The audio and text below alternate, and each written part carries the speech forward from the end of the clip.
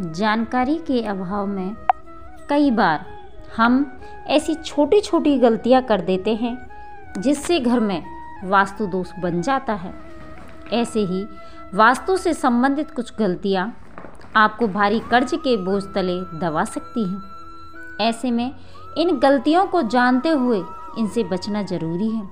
आइए जानते हैं वास्तु की इन छोटी छोटी गलतियों के बारे में। अच्छा और बुरा समय जीवन का हिस्सा है, लेकिन कुछ संकट ऐसे होते हैं उनके नुकसान की भरपाई लंबे समय तक नहीं की जा सकती है। कर्ज में डूबना भी एक ऐसा ही संकट है।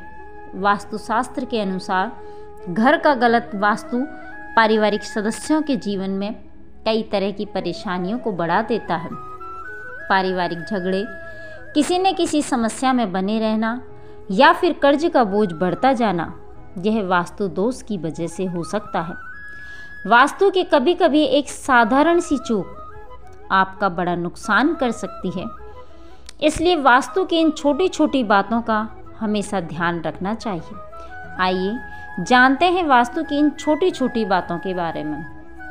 वास्तुशास्त्र के अनुसार कभी भी बाहर या घर के प्रवेश द्वार पर कूड़ेदान नहीं रखना चाहिए।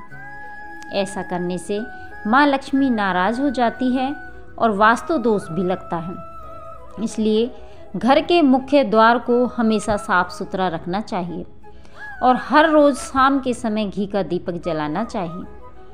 कूड़ेदान को हमेशा दक्षिण पश्चिम या उत्तर पश्चिम दिशा को शुभ माना गया है, इसलिए कूड़ेदान को हमेशा इसी दिशा में रखना चाहिए। दूसरा, ऐसे ना करें भोजन। बहुत से लोगों में आदत होती है कि बिना हाथ पैर धुले या अपने बिस्तर पर खाना खाते हैं। वास्तुशास्त्र में इसकी सख्त मनाही है। यह भूल व्यक्ति को गरीब बना देती है। इसलिए हमेशा ध्यान रखना चाहिए कि भोजन कभी भी बिस्तर पर नहीं करें और भोजन से पहले हाथ पैर अवश्य धोएं। तीसरा, किचन में हमें कभी झूठे बर्तन नहीं रखने चाहिए। रात के समय किचन में कभी भी झूठे बर्तन नहीं छोड़ने चाहिए।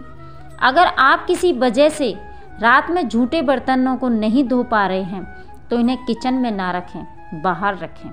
हमेशा रात को सोने से पहले किचन की सफाई जरूर करें। ऐसा कर जीवन में आर्थिक समस्या लगी रहती है और परिवार में कोई ना कोई समस्या बनी ही रहती है। चौथा, वास्तुशास्त्र के अनुसार शाम के समय कभी भी किसी को दूध, दही या नमक दान में नहीं देना चाहिए। यह आर्थिक स्थिति के लिए बहुत ही हानिकारक साबित हो सकती है।